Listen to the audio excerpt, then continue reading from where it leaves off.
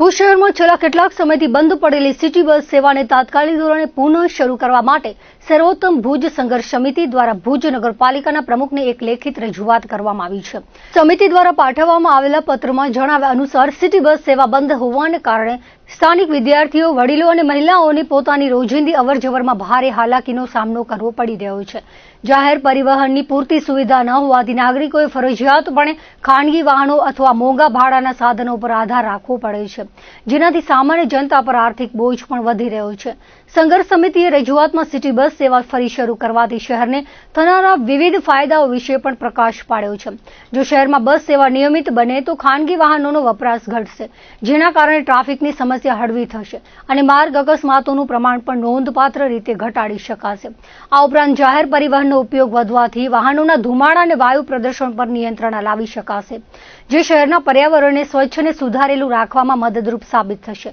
શહેરના જાગૃત નાગરિકો સાથે કરાયેલી આ રજૂઆતમાં નગરપાલિકાના સત્તાધીશોને પ્રજાના હિત અને સુવિધાને સર્વોપરી ગણીને ભુજમાં સિટી બસ સેવા તાત્કાલિક તેમજ નિયમિત ધોરણે ફરી શરૂ કરવા માટેના જરૂરી આદેશો કરવા અનુરોધ કરાયો હતો। અમે ભુજને જોઈ જે સિટી બસ એ અંતર્ગત આજે નામદાર પ્રમુખશ્રીને અમે આવેદનપત્ર આપવા આવ્યા હતા અને સિટી બસની ભુજને ઘણી જ જરૂરિયાત છે અને એ માટે અમે ઘણા વખતથી ઝુંબેશ ચલાવી છે અને અમારી ઈચ્છા એવી છે કે ભુજની પ્રજાને જલ્દીને જલ્દી સિટી બસ મળે। આ નગરપાલિકાની ગત બોડી 5 વર્ષ પસાર કર્યા, એની બદલે અત્યારથી જ જો આ બોડી આ પ્રશ્નને ઉપાડી લે અને ઝડપથી એનું નિરાકરણ લાવે એવી અમારી ઈચ્છા છે ને અમારા રજૂઆતને પણ પ્રમુખ સાહેબે સકારાત્મક લીધું છે। એટલે હજી ઈવી બસની વાત નથી આવી, સીએનજીની જે મુખ્યમંત્રી પરિવહન યોજના છે એ સરકારશ્રીની યોજનામાં 22 બસો એ ગ્રેડની નગરપાલિકાને આપે છે અને સીએનજી 50%થી આપે અને નુકસાની જાય કદાચ એજન્સીને તો પણ 25%માં ઊભા રહેવાની એ મુખ્યમંત્રી પરિવહન યોજનામાં છે જોગવાઈ। એ પ્રમાણે પણ જો નગરપાલિકા અમલ કરે તો પ્રજાને ફાયદો થાય। ટ્રાફિક નથી મળતો એવી રજૂઆત પ્રમુખશ્રીએ કરી જ છે અને એ હવે એમની ઇન્ટરનલ બાબત છે કે ભાઈ તો પણ નુકસાન વેઠીને પણ આ સિટી બસ ચાલુ રાખવી જોઈએ। ભુજ શહેરના મુન્દ્રા રોડ પર ભુજ હાટથી લેવા પટેલ હોસ્પિટલ સુધીના વિસ્તારના ફેરિયાઓને નગરપાલિકાએ નોટિસ ફટકારતા હડકંપ મચી ગયો છે। આ વિસ્તારમાં ઉભતા ધંધાર્થીઓ રજૂઆત માટે નગરપાલિકા કચેરીએ પહોંચ્યા હતા। ચીફ ઓફિસર દ્વારા પાઠવવામાં આવેલ નોટિસને અયોગ્ય ગણાવી શહેરમાં શેરી ફેરિયા અધિનિયમની સચોટ અમલવારી કરાવવા માંગ કરી હતી। આ વિસ્તારના 30થી વધુ ધંધાર્થીઓને નગરપાલિકા દ્વારા નોટિસ પાઠવી 2 દિવસમાં ગેરકાયદે દબાણ ખસેડી લેવા અનુરોધ કરાયો હતો। આજે ભુજ નગરપાલિકાના મુખ્ય અધિકારી ભુજના અલગ અલગ વિસ્તારોમાં અને જેની અંદર ખાસ કરીને ભુજ હાટથી કરીને લેવા પટેલ રોડ સુધીનો જે વિસ્તાર છે ત્યાં કને ભુજના લગભગ એ વિસ્તારના 38થી 40 કે 50 જેટલા શેરી ફેરિયાઓને એક દિવસની ગઈકાલે અને પછી આજે સવારે બીજી નોટિસ ગેરકાયદેસર રીતે આપવામાં આવી છે। ભુજ નગરપાલિકાના મુખ્ય અધિકારી શ્રી બહેનશ્રી એ બાબતે સુપેરે વાકેફ છે કે ભુજ નગરપાલિકાની અંદર શેરી ફેરિયા અધિનિયમ 2014નું અમલીકરણ ચાલુમાં છે અને એની અંદર ટાઉન વેન્ડિંગ કમિટીનું ગઠન છેલ્લા કેટલાક સમયથી ઠેલવામાં આવી રહ્યું છે। છેલ્લે જે અમારી રજૂઆત હતી એની અંદર પણ એમણે કહ્યું હતું કે બોડી ચૂંટાઈને આવી જાય ત્યારબાદ ટીવીસીનું ગઠન કરવામાં આવશે। ટીવીસીનું ગઠન ટાળી અને એન્યુએલએમ શાખા પોતાની સત્તાનો દુરુપયોગ કરી પોતે 10-15 હજારની લોન પોતાના ખિસ્સામાંથી આપતી હોય એવી રીતે ફેરિયાઓને પોતાના ગુલામ બનાવવાનો પ્રયત્ન કરી રહી છે। ફેરિયાઓને પોતાના કાર્યક્રમોમાં ઢસડી લઈ જવાનો પ્રયત્ન કરી રહી છે અને આ રીતે ગેરકાયદેસર નોટિસો આપી અને ફેરિયાઓને હેરાન પરેશાન કરવામાં આવી રહ્યા છે, જે કોઈ પણ કાળે વ્યાજબી નથી।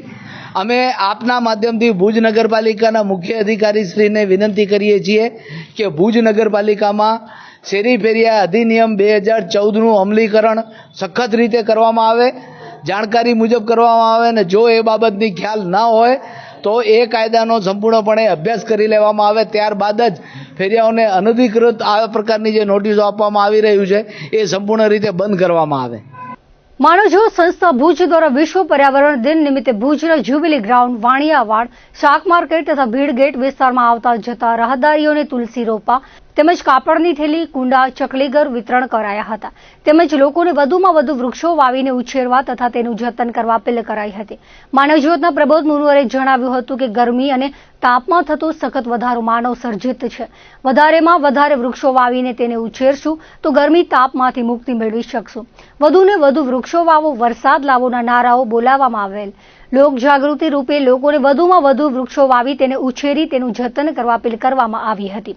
માનવજ્યોતનું હરતું ફરતું વાહન શહેરના જુદા જુદા વિસ્તારોમાં ફરી વળ્યું હતું અને લોકોને નિઃશુલ્ક તુલસી રોપાઓનું વિતરણ કરવામાં આવ્યું હતું.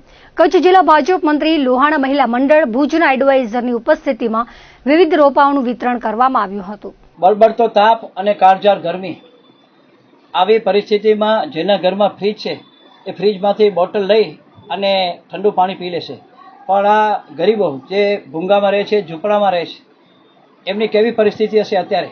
એટલે માનવજ્યોત સંસ્થાએ નક્કી કર્યું કે જે લોકો ભૂંગા અને ઝૂંપડામાં રહે છે એને એક એક આપણે માટલું દઈએ તો એ માટલામાંથી ઠંડુ પાણી પી શકે. આજે માનવજ્યોત સંસ્થા ભુજ દ્વારા 100 જેટલા પરિવારોને કે જેમના ઘરમાં માટલું પણ નથી એવા લોકોને અમે લોકોએ માટલા વિતરણ કર્યા છે. એમના ઘરે માટલું રહે, એના બાળકો, એના પરિવારજનો માટલામાંથી ઠંડુ પાણી પી શકે અને આતરડી ઠારી શકે. આજે આતરડી ઠારવાનું કામ માનવજ્યોત સંસ્થાએ કર્યું છે. દર વર્ષે અમારી સંસ્થા દ્વારા ઉનાળાની કાળઝાળ ગરમીની અંદર અમે ગરીબોના ઝૂંપડે માટલું પહોંચાડીએ છીએ. આ વખતે પણ આજે 100 જેટલા પરિવારોને અમારી સંસ્થા માનવજ્યોત દ્વારા માટલા વિતરણ કરવામાં આવ્યા છે. આ બધા પરિવારોના ઘરે એક માટલું હશે અને હવે એના પરિવારજનો આ માટલામાંથી ઠંડુ પાણી પી શકશે, એમની આંતરડી ઠરશે અને અમને પણ ખુશી થશે. કારણ કે અત્યારે ઉનાળાની કાળઝાળ ગરમી અને બળબડતો તાપ આપણે જોઈએ છીએ, કેટલી બધી મુશ્કેલી અને કેટલી બધી ગરમી આપણે સહન કરીએ છીએ. તો આ બિચારા ઝૂંપડામાં રહેતા હશે, ગરમ પતરામાં મકાનોમાં રહેતા હશે, ક્યાંક ઝૂંપડપટ્ટીમાં રહેતા હશે, તો એમને પણ પીવાનું પાણી મળે એવા ઉદ્દેશ સાથે માનવજ્યોત સંસ્થા દ્વારા આજે 100 પરિવારોને માનવજ્યોત સંસ્થા દ્વારા 100 પરિવારોને માટલા વિતરણ કરવામાં આવ્યા છે. શિક્ષણને પ્રોત્સાહન આપો અને વાલીઓ પરનો આર્થિક બોજ ઓછો કરવાના ઉમદા આશય સાથે ભુજ લોહાણા મહાજન, બાપા દયાળુ ચેરિટેબલ ટ્રસ્ટ નખત્રાણા અને ભુજ લોહાણા યુવક મંડળના સંયુક્ત ઉપક્રમે ભુજ લોહાણા મહાજન વાડી ખાતે એક ભવ્ય નોટબુક વિમોચન અને રાહત દર વિતરણ કાર્યક્રમનું આયોજન કરવામાં આવ્યું છે. વર્ષ 2012થી શરૂ થયેલો આ પ્રશંસનીય સેવા યજ્ઞ ચાલુ વર્ષે સફળતાપૂર્વક 14મા વર્ષમાં પ્રવેશ્યો છે, જેનો અત્યાર સુધીમાં હજારો લોકો લાભ લઈ ચૂક્યા છે. આ પ્રસંગે વિગતો આપતા સંસ્થાના અગ્રણીઓએ જણાવ્યું હતું કે આ વર્ષે અંદાજે 50,000થી વધુ ઉચ્ચ ગુણવત્તાયુક્ત નવનીત કંપનીની નોટબુકોનું વિતરણ કરવાનું લક્ષ્ય રાખવામાં આવ્યું છે. બજાર ભાવ કરતાં સીધા 50% જેટલા માતબર રાહત દરે આ નોટબુકો વિદ્યાર્થીઓને પૂરી પાડવામાં આવી રહી છે. બજારમાં જે નોટબુકની કિંમત ₹40 છે તે અહીં માત્ર ₹25 અને 55 થી 60 રૂપિયાની કિંમતની મોટી નોટબુક માત્ર ₹40ના રાહત દરે ઉપલબ્ધ કરાવવામાં આવી રહી છે. આ યોજનાની સૌથી મોટી વિશેષતા એ છે કે આ સેવા માત્ર લોહાણા જ્ઞાતિ પૂરતી મર્યાદિત નથી, પરંતુ શહેર અને આસપાસના વિસ્તારના સર્વજ્ઞાતિના તમામ વિદ્યાર્થીઓ આ સેવાનો લાભ ઉઠાવી શકશે. આ ઉપરાંત આર્થિક રીતે અત્યંત નબળી પરિસ્થિતિ ધરાવતા અને જરૂરિયાતમંદ વિદ્યાર્થીઓને શિક્ષણ કાર્યમાં મદદરૂપ થવા માટે સદંતર મફત નોટબુકોનું વિતરણ કરવાનો સંવેદનશીલ નિર્ણય પણ ત્રણેય સંસ્થાઓ દ્વારા સંયુક્ત રીતે લેવામાં આવ્યો છે. સંસ્થાઓના આ સરાહનીય કદમને ભુજ પંથકના વાલીઓ અને અગ્રણીઓ તરફથી ભારે આવકાર મળ્યો હતો. ભુજ લોહાણા મહાજનના સાનિધ્યમાં બાપા દયાળુ ચેરિટેબલ ટ્રસ્ટ નખત્રાણા અને ભુજ લોહાણા યુવા મંડળ દ્વારા નોટબુક વિમોચનનો આજે કાર્યક્રમ હતો. છેલ્લા લગભગ 2012થી એટલે 14 વર્ષથી આ એક નોટબુક વિમોચનનો કાર્યક્રમ અહીંયા આપણે મહાજનમાં રાખતા હોઈએ છીએ. આની અંદર નવનીત એટલે સારામાં સારી કંપનીની નોટબુકોનું વિતરણ થતું હોય છે. જે નોટબુક બજારમાં ભાવે મળતી હશે એના કરતાં 50% ઓછા, એટલે MRP ₹40 હોય તો એ નોટબુક અહીં ₹25ની અંદર, અને જેની MRP 55 કે ₹60 હોય એ ₹40ની અંદર અહીંયા નોટબુક મળતી હોય છે. બીજું, આ નોટબુક ખાલી લોહાણા સમાજ પૂરતી સીમિત નથી, દરેક સમાજના લોકો આ નોટબુકમાં વિમોચનની અંદર અહીંયા આવી અને નોટબુક ખરીદી શકે છે. ત્રીજું, કે જે જરૂરિયાતમંદ વિદ્યાર્થીઓ છે કે જે કદાચ નોટબુકો ખરીદી ન શકતા હોય તો એને આ નોટબુક સદંતર ફ્રીમાં આપવામાં આવે છે. તો આ છેલ્લા 14 વર્ષથી ભુજ લોહાણા મહાજનના સાનિધ્યમાં બાપા દયાળુ ચેરિટેબલ ટ્રસ્ટ અને યુવા મંડળ દ્વારા જે આ નોટબુક વિમોચનનો કાર્યક્રમ થયો હતો એનો આજે વિમોચનનો હતો. આજે ભુજ લોહાણા મહાજન, બાપા દયાળુ ચેરિટેબલ ટ્રસ્ટ અને ભુજ લોહાણા યુવક મંડળના સંયુક્ત ઉપક્રમે આજે જ્યારે નોટબુક વિતરણ રાહત દરે આપવાની વાત ભુજ લોહાણા મહાજનમાં થઈ રહી છે, ત્યારે આ કાર્યક્રમ છેલ્લા 14 વર્ષથી અનેક લોકો લાભ લઈ ચૂક્યા છે અને આ વખતે પણ લગભગ 50,000થી વધુ બુકો આ ત્રણેય સંસ્થાઓ દ્વારા રાહત દરે આપવામાં આવશે. માર્કેટમાં જે કિંમત ખૂબ વધુ હોય છે એનામાં 50% જેટલીની રાહત આપી અને ફક્ત લોહાણા સમાજ માટે નહીં પણ દરેક સમાજ માટે આ કાર્યક્રમ ભુજ લોહાણા મહાજનવાડી મધ્યે યોજવામાં આવ્યો છે અને આવનારા 4 દિવસ માટે જ આ કાર્યક્રમ રહેશે. ત્યારે આપના માધ્યમથી હું ભુજની સર્વે જનતાને વિનંતી કરવા માંગીશ કે ભુજ લોહાણા યુવક મંડળ અને ભુજ લોહાણા મહાજન તથા બાપા દયાળુ ચેરિટેબલ ટ્રસ્ટ દ્વારા જે આ કાર્યક્રમ થઈ રહ્યો છે તેમાં લાભ લેવા માટે આપ સર્વેને વિનંતી.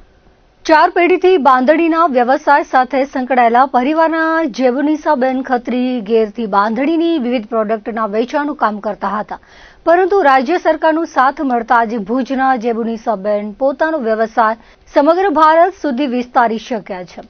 કેન્દ્ર અને રાજ્ય સરકાર દ્વારા મળતા માર્કેટિંગ પ્લેટફોર્મ થકી તેમને ઓળખ મળતા તેમની સીમિત આવકમાં નોંધપાત્ર વધારો થયો છે. જેબુનિસાબેન ખત્રીએ જણાવ્યું હતું કે બંધેજનું કામ અમારા લોહીમાં છે. અમારી 4 પેઢી બાંધણીની કલા કારીગરી સાથે સંકળાયેલી છે. સાડી, દુપટ્ટા, ડ્રેસ, કુર્તા જેવી અનેક વેરાયટી અમે બનાવીએ છીએ. કંઈક આવક થઈ શકે તે માટે હું ઘર બેઠા જ આ બધી પ્રોડક્ટનું વેચાણ કરતી હતી, પરંતુ કેન્દ્ર અને રાજ્ય સરકાર દ્વારા મહિલા તથા કારીગરોને અપાતા યોજનાકીય પ્રોત્સાહન થકી મને પણ ખૂબ લાભ થયો છે. ઘરની 4 દિવાલ બહાર નીકળીને આજે હું મારા નાનકડા બિઝનેસ દેશના વિવિધ રાજ્યોના ગ્રાહકો સુધી લઈ જઈ શકી છું. કેન્દ્ર અને રાજ્ય સરકાર દ્વારા આયોજિત થતા વેચાણ મેળામાં ભાગ લઈને સમગ્ર ભારત સુધી કચ્છની બાંધણીને ઓળખ અપાવી છે. તેઓએ ઉમેર્યું હતું કે પહેલા ભુજ સુધી ગ્રાહકો સીમિત હતા, પરંતુ હવે અનેક રાજ્યોમાં વેચાણ મેળામાં ભાગ લીધો હોવાથી ઘર બેઠા ઓર્ડર મળતા રહે છે. આમ ઘર બેઠા થતી સીમિત આવકમાં નોંધપાત્ર વધારો થયો છે. ગ્રાહકો સાથે સીધું જોડાણ હોવાથી નફો પણ સારો મળે છે. તેમણે માર્કેટિંગ પ્લેટફોર્મ તથા અન્ય યોજનાકીય લાભ આપવા બદલ કેન્દ્ર અને રાજ્ય સરકારનો આભાર વ્યક્ત કર્યો હતો. બાંધણીનું કામ બધું કરું છું. બાંધણીમાં હું સાડી, ડ્રેસ, પછી દુપટ્ટા, સ્ટોલ, અલગ અલગ વેરાયટી ઘણી બધી હમણાં તો બાંધણીમાં થાય છે, બધું હું કરું છું. અમારી 4 પેઢીથી અમે બાંધણીનું જ કામ કરીએ છીએ ને હું મેળામાં પણ ભાગ લઉં છું. બધી ઠેકાણે ઇન્દોર, પછી ભોપાલ, કલકત્તા, પછી મૈસૂર, પછી ગુજરાતમાં પણ બધે ઠેકાણે વડોદરા, રાજકોટ, અમદાવાદ, સુરત બધી ઠેકાણે હું થઈ આવી છું. અમારો વેપાર પણ સારો થાય છે. અમે ગુજરાત તરફથી અમને આ સ્ટોલ મળે છે, ગુજરાત ગવર્મેન્ટ તરફથી, ને સારું અમારું વેચાણ થાય છે, એમનો પણ આભાર છે. હાલ સમગ્ર કચ્છ જિલ્લામાં ઉનાળાની ઋતુ તેની ચરમસીમા પર છે અને સૂર્યદેવ આકરા મિજાજમાં જોવા મળી રહ્યા છે. આ કાળઝાળ ગરમીની સીધી નકારાત્મક અસર મનુષ્યોની સાથોસાથ અબુલ પશુઓ પર પણ જોવા મળતી હોય છે. ઉનાળાની આ સિઝનમાં ગરમીના ઊંચા પારાને કારણે પશુઓમાં દૂધનું ઉત્પાદનમાં નોંધપાત્ર ઘટાડો નોંધાતો હોય છે, જેના લીધે પશુપાલકોને મોટું આર્થિક નુકસાન વેઠવાનો વારો આવે છે. આ પરિસ્થિતિને ધ્યાનમાં રાખીને કચ્છ જિલ્લાના પશુપાલન અધિકારી ડોક્ટર રાજેશ પટેલે પશુપાલકોને પશુઓની યોગ્ય માવજત કરવા અને દૂધનું ઉત્પાદન જાળવી રાખવા માટે અત્યંત ઉપયોગી અને વૈજ્ઞાનિક માર્ગદર્શન પૂરું પાડ્યું છે. પશુપાલન અધિકારી ડોક્ટર રાજેશ પટેલે આ અંગે વિસ્તૃત ચર્ચા કરતા જણાવ્યું હતું કે ઉનાળાની ગરમીના દિવસો દરમિયાન દૂધાળા પશુઓ કાં તો વસુકવાની એટલે કે દૂધ આપવાનું બંધ કરવાની તૈયારીમાં હોય છે અથવા તો વસુકેલા હોય છે, જેના કારણે કુદરતી રીતે જ દૂધ ઉત્પાદન ઘટતું હોય છે. પરંતુ વાતાવરણના તાપમાનમાં થતા અતિશય વધારાને લીધે પશુઓના શરીરમાં પણ ફેરફારો થાય છે અને દૂધની માત્રા વધુ ઘટી જાય છે. આ દૂધ ઉત્પાદનનો ઘટાડો અટકાવવા માટે પશુપાલકોએ પશુધનની દિનચર્યામાં થોડા ફેરફારો કરવા અનિવાર્ય છે. સૌથી મહત્વની બાબત એ છે કે પશુપાલકોએ પોતાના પશુઓને બપોરના સમય એટલે કે સવારે 10 વાગ્યાથી લઈને સાંજના 4 વાગ્યા સુધીના ગાળામાં ચારણ માટે બહાર જંગલમાં કે સીમમાં બિલકુલ ન મોકલવા જોઈએ. તેમણે વધુમાં ઉમેર્યું હતું કે બપોરના આકરા તડકા દરમિયાન પશુઓને કોઈ મોટા ઝાડની શીતળ છાયા નીચે અથવા તો વ્યવસ્થિત હવા ઉજાસવાળા શેડ નીચે બાંધી રાખવા જોઈએ. પશુઓનું આશ્રય સ્થાન એવું હોવું જોઈએ જ્યાં પૂરતી માત્રામાં ખુલ્લી હવા મળી રહે. ખાસ કરીને ભેંસ વર્ગના પશુઓને ગરમી ખૂબ જ વધારે લાગતી હોવાથી તેમને નજીકના તળાવમાં નવડાવવામાં અથવા તો ઠંડા પાણીથી દિવસમાં 1-2 વાર નવડાવવાનો આગ્રહ રાખવો જોઈએ. આ જ રીતે ગાય વર્ગના પશુઓને પણ ઠંડા પાણીથી નવડાવવાથી તેમના શરીરને આંતરિક અને બાહ્ય રાહત મળે છે, જેના પરિણામે ગરમીના કારણે દૂધ ઉત્પાદનમાં થતો ઘટાડો આપણે ખૂબ જ સહેલાઈથી અટકાવી શકીએ છીએ. ગરમીના દિવસોમાં પશુઓના આહાર અને નાના બચ્ચાઓની સંભાળ અંગે માર્ગદર્શન આપતા ડોક્ટર રાજેશ પટેલે જણાવ્યું હતું કે આ દિવસોમાં પશુઓને બને તેટલો વધારે પ્રમાણમાં લીલો ચારો ખવડાવવો જોઈએ. લીલો ચારો પશુના શરીરમાં પાણીનું સ્તર અને ભેજ જાળવી રાખવામાં મુખ્ય ભૂમિકા ભજવે છે, જેથી પશુઓમાં ડિહાઇડ્રેશન થતું નથી. આ ઉપરાંત ઘેટા, બકરા જેવા નાના પ્રાણીઓ અને પશુઓના નાના બચ્ચાઓને પણ આ જ રીતે સૂર્યના સીધા તાપથી બચાવીને ઠંડકવાળી જગ્યાએ રાખવા જોઈએ અને તેમને પણ બપોરના સમયે ચરાણ માટે જંગલમાં ન મોકલવા જોઈએ. જો પશુપાલકો નાની પણ અત્યંત મહત્વની બાબતોનું ધ્યાન રાખશે તો આકરા ઉનાળામાં પણ પોતાના પશુધનની તંદુરસ્તી જાળવી શકશે અને આર્થિક નુકસાનથી બચી શકશે. હાલમાં ઉનાળાની સિઝન ચાલુ છે અને ઉનાળામાં પશુઓમાં ગરમીને કારણે દૂધ ઉત્પાદનમાં નોંધપાત્ર ઘટાડો થાય છે અને આ સમય દરમિયાન દૂધાળા પશુઓ વસુકવાની તૈયારીમાં હોય છે અથવા વસુકેલ હોય છે. આ કારણોસર પણ દૂધ ઉત્પાદન ઘટે છે. વિશેષમાં વાતાવરણને કારણે પશુઓમાં દૂધ ઉત્પાદન ન ઘટે તેના માટે આપના માધ્યમથી કચ્છ જિલ્લાના પશુપાલકોને હું જણાવવા માગું છું કે ગરમીના પીરિયડ્સમાં આપના પશુઓને ચારિયાણમાં ન મોકલવા. 10 વાગ્યાથી કરી અને 4 વાગ્યાની વચ્ચે પશુઓને ઝાડ નીચે અથવા શેડની નીચે રાખવા અને ખુલ્લી હવા ઉજાસ મળે તેવું વ્યવસ્થા કરવાની. ભેંસ વર્ગના પશુઓને નજીકના તળાવમાં અથવા નવરાવવાનો આગ્રહ રાખીએ. ગાય વર્ગના પશુઓને પણ ગરમીમાં ઠંડા પાણીથી નવરાવાથી એને શરીરને રાહત મળશે અને દૂધ ઉત્પાદનમાં ઘટાડો આપણે અટકાવી શકશું. વિશેષમાં ગરમીમાં વધારે પડતું પશુપાલકો લીલોચરો ખવડાવે જેના કારણે પશુના શરીરમાં પાણીનું પ્રમાણ જળવાઈ રહેશે અને દૂધ ઉત્પાદન આપણે ઘટાડો અટકાવી શકશું.